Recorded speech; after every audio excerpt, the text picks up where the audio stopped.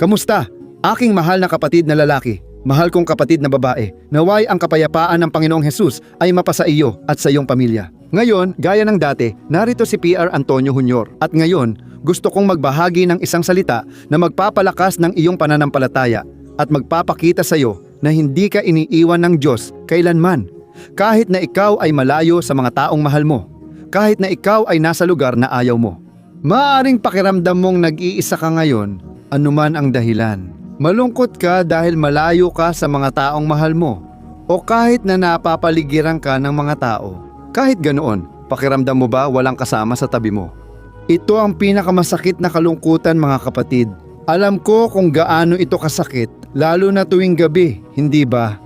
Naalala ko, noong pumunta ako sa Belo Horizonte para magseminaryo ng teolohiya, iniwan ko ang aking bayan, mga kaibigan, at lalo na ang pamilya. Iyon ang pinakamahirap. Naalala ko, mga kapatid, na sa mga gabing iyon ay nanalangin ako sa Diyos na ako'y aliwin at palakasin. Aminado akong mahirap na walang makausap at mapaghatian ng pasanin. Alam kong dinala ng Panginoon ang sandaling iyon sa aking alaala. Gusto kanyang kausapin at patahimikin ang puso mo sa gitna ng pinagdadaanan mo ngayon. Gusto niyang malaman mong hindi ka iiwan ng Panginoon kahit hindi ka maintindihan ng mga tao sa paligid mo. Sa gitna ng disyerto at kawalan ng pag-asa, kasama mo si Panginoong Hesus at ang kanyang presensya ang magdadala ng pagbabago. Amen. Bago tayo magsimula sa mensahe at panalangin, sana mag-subscribe ka sa channel ko sa pamamagitan ng pag-click ng mag-subscribe button sa ibaba ng video. At kapag naklik mo na ang button na iyon, may lalabas na kampanilya sa tabi. I-click mo rin ang kampanilya na iyon at piliin ang opsyong lahat. Ganito lang makakatanggap ka ng notification kapag may bago akong video. Okay? Marami akong natatanggap na patotoo at mensahe mula sa mga taong nabibiyayaan ng mga panalangin ito at kinakausap ng Diyos, hindi lang sa Brazil kundi pati sa ibang bansa. At sigurado ako na hindi rin magiging iba ang mangyayari sa iyo. Amen, mga kapatid. Binabasa ko dito ang aklat ng propetang Daniel. At sa unang kabanata, ikinuwento sa Biblia na si Haring Nabucodonosor, na hari ng Babylonia, ay sinakop ang Jerusalem kasama ang kanyang hukbo. Nakita kong interesante na matapos niyang sakupin ang Israel, iniutos niyang dalhin sa Babylonia ang kabataang mula sa maharlika at mararangal na pamilya ng Israel para maglingkod sa kanyang palasyo. At ang mga binatang iyon ay kailangang maging guwapo, may magandang itsura, edukado, matalino, at bihasa sa iba't ibang larangan ng kaalaman. At lahat sila ay kinailangang matutunan ang wika at panitikan ng mga Babilonyo. At pagkatapos, binanggit sa Biblia ang apat na kabataan, si Daniel, si Sadrake, si Mesake at si Abednego. At sila ay may edad na nasa pagitan ng 14 hanggang 19 na taon. Ngayon, isipin mo kung gaano kahirap para sa kanila na mawalay sa kanilang mga tahanan, iwanan ang kanilang mga pamilya, at mapilitang manirahan sa ibang bansa na iba ang wika at kultura kaysa sa kanila. Mga kapatid, alam kong marami sa mga Pilipinong nanonood ngayon ay nasa ibang bansa rin. Hindi sila dinukot tulad ng mga kabataang kaibigan ni Daniel, pero sa ilang kadahilanan. Ngayon, malayo sila sa kanilang mga magulang, mga kaibigan at sa kanilang bansa dahil naghahanap sila ng mas magandang buhay. Sigurado akong inaalagaan sila ng Panginoon. Ikaw na nakikinig, namimiss mo ang iyong mga magulang at kamag-anak.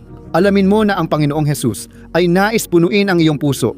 Nais niyang bigyan ka ng layunin at direksyon sa iyong buhay. Amen. At bumalik tayo dito, napansin natin na ang mga kabataang Hudyo na iyon na bago ang kanilang buhay mula sa dati nilang pamumuhay patungo sa bago. Pinalaki sila ng magulang nila sa landas ng Panginoon. Ngunit nahiwalay sila sa pamilya. At inilagay sila sa isang kultura na puno ng paganismo, ng idolatriya, ngunit sa parehong panahon, mayroong maraming kayamanan. Hanggang sa sandaling iyon, namuhay sila sa payak na kalagayan at bigla na lang natagpuan nila ang kanilang sarili sa palasyo ng pinakamakapangyarihang tao sa mundo noong panahong iyon. Basahin ko sa iyo ang nangyari sa kanila sa Daniel Kabanata 1, talata 5 hanggang 7. Tingnan mo kung ano ang sinasabi. Itinalaga sila ng hari ng araw-araw na bahagi ng pagkain at alak mula mismo sa hapag ng hari. Sila ay sasailalim sa pagsasanay sa loob ng 3 taon. At pagkatapos nito, magsisilbi sila sa hari. Kabilang sa kanila ay ang ilan na nagmula sa Juda. Daniel, Ananias, Misael at Azarias. Binigyan ng pinuno ng mga opisyal ng bagong pangalan sina Daniel, Beltsasar, Ananias, Sadrake, Misael, Mesake, at Azarias, Abednego. Abednego, mga kapatid, dito makikita na si Nabucodonosor. Pinili niya ang pinakamagagaling na kabataan ng Israel upang i-brainwash ayon sa pamantayan ng Babylonia na layuning talikuran nila ang Diyos. Ang Diyos ni Abraham, Isaac at Jacob ay gusto nilang palitan ng mga Diyos ng Babylonia. Alam natin na sinaunang Babylonia ay kamangha-mangha, napakayaman at makapangyarihan, ngunit walang pagsamba sa Panginoon doon. Mga kapatid, dito ko natutunan ang isang mahalagang aral. Ilang beses ba na ang dyablo ang kumukuha ng pinakamagagaling, pinakamahusay na talento, magaganda, matatalino, at pinakamaaral na tao? Hindi ba totoo? Lahat ng ito ay dahil gusto niyang bumuo ng isang malakas na hukbo. Isang hukbong makakaimpluwensya sa mga bansa, sa mga tao. Alam nating hindi sa mundong ito ang kaharian ng Diyos. Sabi sa Biblia, sa unang Korinto, na pinipili ng Diyos ang mga mahihina, ang mga hangal, ang mga hinahamak ng mundo. Dahil gusto ng Diyos ipakita ang kanyang kapangyarihan. Gusto ng Diyos ipakita ito sa buhay ng mga itinuturing na maliit, sa mga walang kakayahan. Patunay nito, pinili ni Jesus ang mga tinuring na basura ng lipunan. Ang mga lalaking iyon ay mga iliterado, mga simpleng mangingisda lang, mga taong mababa ang katayuan sa lipunan, wala silang pera. Ginamit ng Diyos ang kanilang buhay ng makapangyarihan para sa kaluwalhatian at karangalan ng Panginoon. Amen.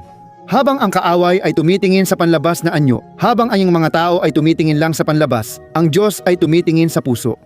Kaya, mahal kong kapatid, gusto kong sabihin sa iyo ang isang bagay. Hindi mo alam ang halaga ng iyong kaluluwa. Hindi mo alam kung gaano ka kahalaga sa Diyos. Pero ang dyablo, alam niya ang iyong potensyal. Alam ng dyablo kung gaano ka kahalaga sa paningin ng Panginoon. At dahil diyan, gusto kanyang kunin, gusto kanyang hubugin ayon sa pamantayan ng mundong ito. At iyan ang dahilan kung bakit sinasabi sa Biblia sa Roma, Kabanata 12, na hindi tayo dapat magpahubog sa mga pamantayan ng mundong ito, kundi araw-araw nating baguhin ang ating isipan sa pamamagitan ng salita ng Panginoon upang maranasan natin ang kalooban ng Diyos na mabuti, ganap, at kasiyasiya. Amen, mga kapatid, tulad ng mga kabataang ito, nagbago sila ng kalagayan, nagbago sila ng kinaroroonan. Maaaring nagbago rin ang iyong buhay kamakailan. Siguro ikaw ay patungo sa isang direksyon at bigla na lang, nakita mong napunta ka sa ibang landas. O baka naman nagsimula kang manirahan sa isang lugar na lubos na hindi mo pa kilala, kung saan hindi mo makita ang mga Kristiyanong halaga. Mga kapatid, naaalala ko noong ako'y nag-aral sa kolehiyo. Napakahirap, ayaw ng mga tao na hanapin ang Diyos. Ayaw nilang malaman ang tungkol sa Ebanghelyo. Pero doon ako naging matyaga. Naniwala ako na sandali lang iyon. Naniwala ako na lilipas din ang lahat. Pero kung mananatili akong matatag sa Panginoon, makakapagbigay ako ng magandang patutuo doon. At salamat sa pangalan ng ating Diyos, nagawa kong magbigay ng magandang patutuo doon. Naniniwala akong marami, kahit paano, ay tumanggap ng binhi ng Ebanghelyo sa puso nila. Sa kabanatang ito kay Daniel, kahit pinalitan ni Haring Nabucodonosor ang kanilang pangalan, hindi niya nabago ang kanilang puso. Sina Daniel, Sadrake, Mesake at Abednego, naglilingkod sila sa Diyos at handa silang magpatuloy hanggang dulo sa kanilang pangako sa Panginoon. At ngayon, ayon sa Biblia, humiling sila na huwag kainin ang pagkain mula sa mesa ng hari para hindi magkasala sa Diyos. Tingnan ninyo ito, mga kapatid. At kapalit nito, nagsimulang kumain ng gulay lamang at uminom ng tubig ang mga kabataan. At kahit ganoon, ang Biblia, hindi sila nawalan ng lakas. Sa halip, pinagpala pa sila ng Diyos ng makapangyarihan. Gusto kong basahin kasama mo ang bersikulo 17 hanggang 20, tapos magdadasal na tayo. Tingnan mo kung ano ang nakasulat. Sa 4 na kabataang ito, binigyan sila ng Diyos ng karunungan at talino para maunawaan ang lahat ng aspeto ng kultura at agham. Si Daniel ay marunong ding magpaliwanag ng lahat ng uri ng pangitain at panaginip. At sa pagtatapos ng panahong itinakda ng hari para dalhin ang mga kabataan sa kanyang harapan, iniharap sila ng pinuno ng mga opisyal kay Nabucodonosor. Nakausap sila ng hari at wala siyang natagpuang katulad nina Daniel, Ananias, Misael at Asarayas, kaya sila ang nagsimulang maglingkod sa hari. Tinatanong sila ng hari tungkol sa lahat ng bagay na nangangailangan ng karunungan at kaalaman. Natuklasan niyang 10 beses silang mas matalino kaysa sa lahat ng mangkukulam at pantas. Napakaganda mga kapatid. Pinararangalan ng Diyos ang buhay ng kanyang mga lingkod. Makikita rito ang halaga ng pusong masunurin. Ayon sa Biblia, matibay ang pasya ni Daniel na huwag dungisan ang sarili sa pagkain ng hari. Mga kapatid, nakatanim ng mabuti sa puso ko ang hangaring ito na sumunod. Mula nang ibinigay ko ang sarili ko kay Jesus, sinasabi sa Biblia na matibay ang pasya niyang huwag dungisan ang sarili. Mga kapatid, alam ko na sa harap ng mga tukso, mahina ang ating lakas at kung hindi tayo matibay na magpapasya, tiyak na tayo'y matitisod. Ikaw na tinutokso ng mga bagay sa mundo, alam ng dyablo ang iyong mga kahinaan at tinutokso ka niya ayon sa iyong mga pita. Pero kung sa puso mo ay sigurado ka sa gusto mo at kung saan mo gustong makarating, kung may layunin ka ang iyong target na si Jesus, kung ganoon, kapatid, makakaasa kang walang anumang bagay sa mundong ito ang makakapigil sa iyo na tuparin ang mga plano ng Panginoon. Amen. Naalala ko nung nasa Belo Horizonte ako. Tumira ako doon ng 3 taon. Mga kapatid, doon, handa akong sumunod sa Diyos. Kahit malayo ako sa aking pamilya, malayo sa simbahan, kahit walang tumitingin sa akin, pwede naman sana akong maligaw. Pwede akong gumawa ng mali. Pero alam ko na ang Diyos ay nakatingin sa akin. Alam ko na sa kanyang mga mata, walang hindi napapansin. Masunurin kahit may pagkukulang at kasalanan. Iningatan ako ng Diyos at ngayon nakikita ko kung gaano kahalaga ang naging tapat at masunurin ko noon. Kung ipagpapatuloy mong basahin ang aklat ni Daniel, makikita mong iningatan ng Panginoon ang mga kabataang iyon sa lahat ng oras. Kahit nang itinapon sila sa pugon at si Daniel sa yungib ng leon, kasama nila ang Diyos palagi at pararangalan din ng Diyos ang iyong buhay. Naniniwala ka ba dito, kapatid? Ngayon, ipikit mo ang iyong mga mata, magpasalamat at manalangin sa Panginoon para sa kanyang tulong. Panginoon, aking Diyos, ako'y lumalapit sa iyong harapan dahil nais kitang pasalamatan, Ama, para sa panibagong araw ng buhay. Ama, salamat po sa oras na ibinigay ninyo. Natutunan namin ang tungkol sa iyong salita at napayapa ang aming puso. Alam ko, Ama ko, na marami ang dumaranas ng matitinding pagsubok, kahirapan at kabiguan, pero kayo po ay naging tapat sa lahat ng oras. Kayo po ang nag-iingat at nagliligtas sa amin mula sa patibong ng kaaway at nagbibigay ng aming pangangailangan. Naniniwala akong patuloy ninyong gagabayan ang aming mga hakbang. Oh, aking Ama, sinasamantala ko rin ang sandaling ito ng panalangin upang manalangin para sa buhay ng kapatid na ito, lalaki man o babae, na kasama ko ngayon. Panginoon, ang taong ito ay nakakaramdam ng pag-iisa, kalungkutan, at tila iniwan na. O Ama, ilan ngayon ang malayo sa kanilang tahanan, kaibigan, pamilya at simbahan. May mga tao ngayon na nasa kulungan, nakakulong, iniwan ng lipunan, at hindi na pinaniniwalaan ng kapwa-tao. Ngunit aking Ama, sinasabi ng iyong salita na dapat naming ipanalangin ang mga bilanggo, na para bang kami mismo ang nakakulong kasama nila. Ama, bigyan mo kami ng ganitong pag-ibig at habag at ipakita sa kanila, aking Diyos, na ikaw ay kasama nila. Panginoon, tanggalin niyo po ang depresyon, pagdurusa, kawalan ng pag-asa at pakiramdam ng pag-iisa, aking Ama, sa taong ito. Ngayon, siya ay dumaranas ng matinding pang-aapi, may sakit sa dibdib at likod, parang hindi kakayanin ang mga pagsubok. Aking Ama, aking Diyos, sobrang tindi ng kalungkutan, sumasakit ang ating kaluluwa.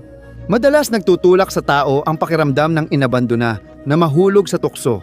Nahihikayat sila sa mga kalayawan ng laman, sa mga kasalanan, at pagkatapos ay mas lalo pa silang nadidismaya. Ngunit, Panginoon, ang iyong pangako ay kung ipapahayag namin ang aming mga kasalanan, ikaw ay tapat at makatarungan na magpapatawad at maglilinis sa amin mula sa lahat ng kalikuan. O, aking Ama, hinihiling namin ang iyong tulong.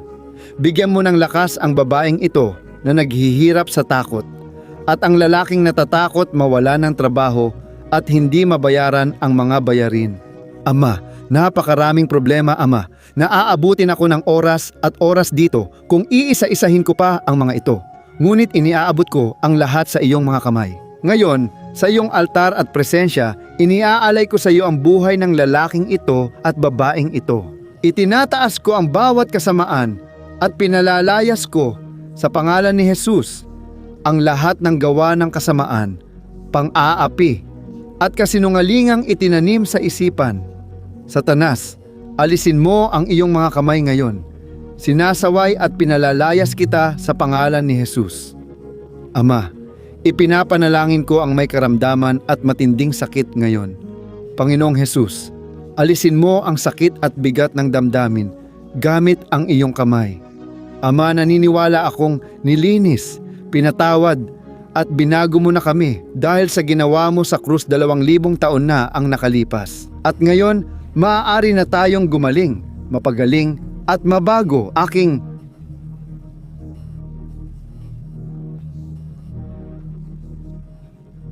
sakripisyo. Ito, Ama, bawat gawa ng kasamaan, lahat ng gawa ng kulam, lahat ng itinayo laban sa iyo, upang sirain ang iyong buhay na nilikha pagkatapos ng ginintoang panahon.